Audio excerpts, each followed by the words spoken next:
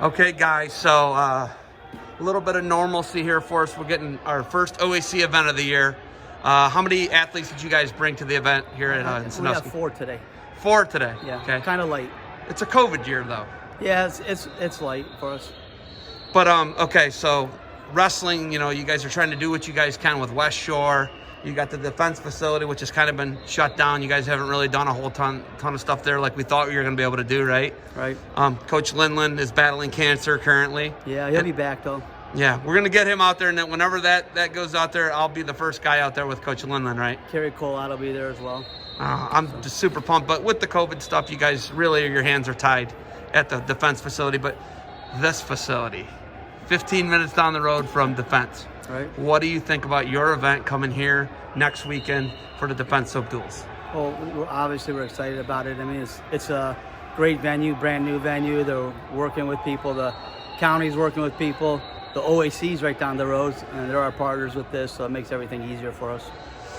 You know, talking to Jared, you know, you guys do a lot of stuff together. It's a really good partnership for you guys. You've been in that event since, you know, Gus wrestled in that event, right? First 70-pound state champion. Beat Cam this Saturday, I think, in the finals. Are you serious? Yeah. He won the first junior high one?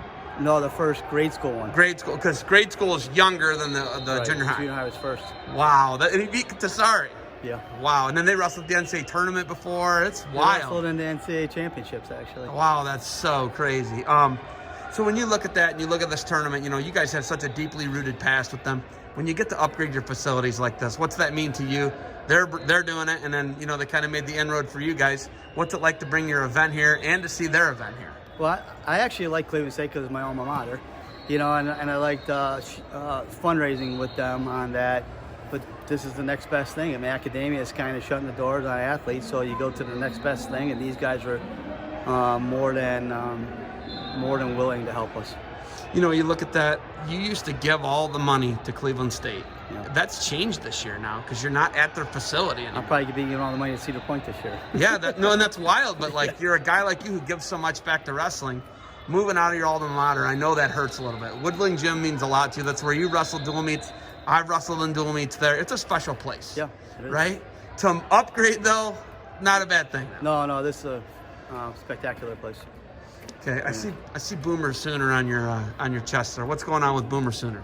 Sammy Dover, one of my y'all. We always have favorites, right? Sammy's one of my favorites. Wrestling for Lou out there. Stopped back in town, visit, brought me some gear. It's my payback for all the years of coaching these kids. Gear. Okay, so Sam Dover. Sammy Dover, yeah. State champ for St. Ed's 2019, I want to say.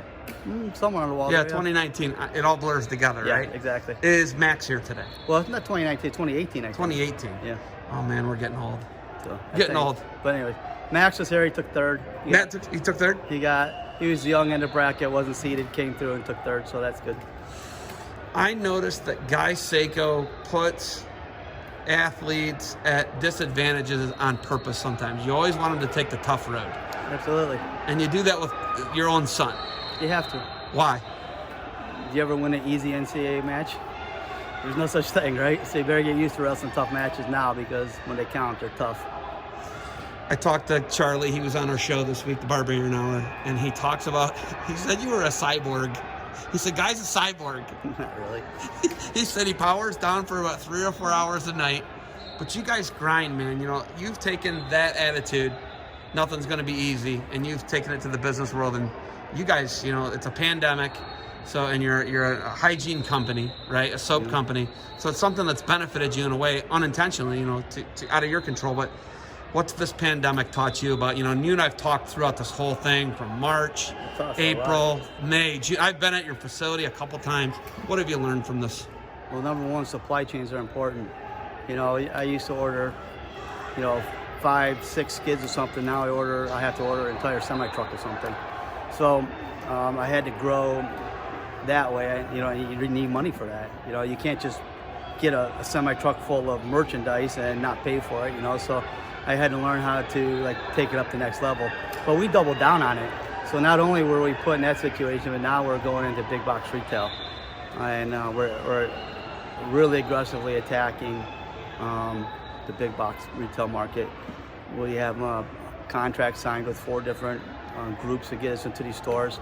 And by this time next year, we'll be in half of the retail stores in America.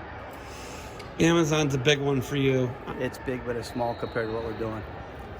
I always push people to defensesoap.com, right? Because they can buy directly from defensesoap.com, and then it takes out the middleman, which is Amazon, right? Which is it's what I like to do. You know what I mean? Like, but when you look about going into a brick and mortar, how much different of a beast is that for you guys? It's just more of the real world.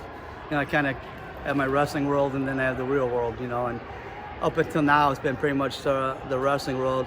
The brick and mortar is the real world type stuff, and we're positioned really well to get into these stores, and we'll be there.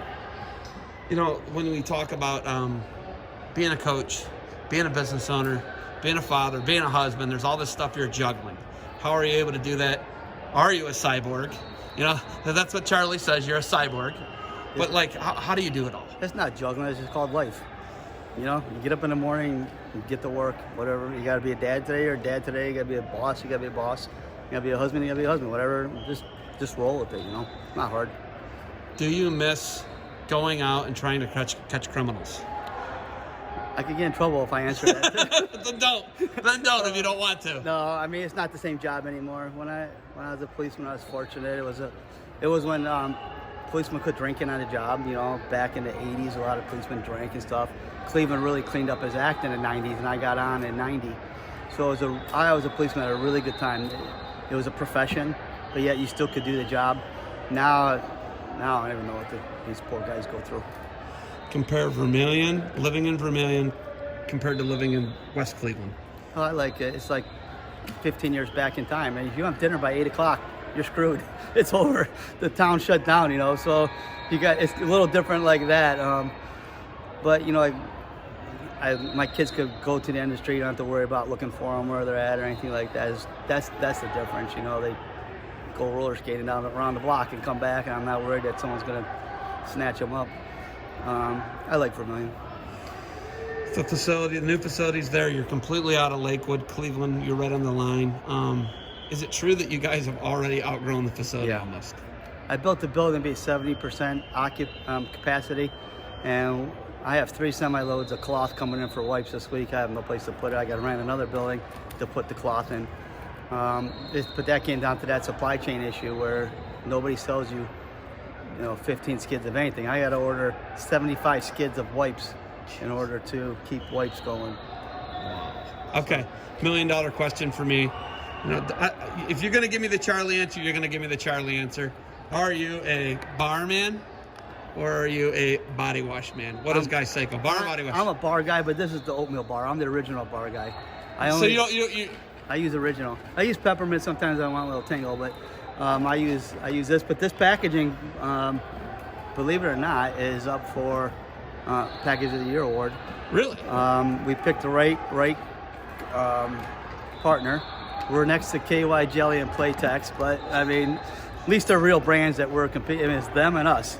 So we're a finalist for a package. It's the revitalized label. So in other words, it's a package that was redesigned. And if we win it, we're in with the big guys. Okay, testimonial. The Miller boys get washed with this bar every night. I saw them roll around out there. Yeah, every night that I wash them with the oatmeal bar. Do they like it? I mean, they like wrestling, not soap. Well, no, they love the soap. But what the biggest thing was training them on the ice. Keep the eyes closed. Gotta keep the eyes closed. No, once you train them, it's good. It's good. We'll just stick it in their eye one time, and they'll close it the next time. Yes, for sure. Okay, you got anything else for me? How did they like you? Tell me, did they like wrestling? My kids like wrestling. Ferdinand loves it. It's like Ferdinand's obsessed with it. He loves it. He didn't like that I almost got shut out from the practices. But I go and I still go and I show them some technique. And we're doing the little guys at Defense Soap because St. Ed's not letting parents in right now. Got it. And you got a bunch of 4-year-old kids on the mat. You need parents. So, yeah, you got to have parents in the room. So the little guys are at Defense, and then they'll transition over to St. Ed's. But I'm also kind of limited the amount of kids that I'm doing because I don't want to build a program in Vermilion and tell them they got to move to St. Ed's next year. So it's kind of like the kids who've already been in the program.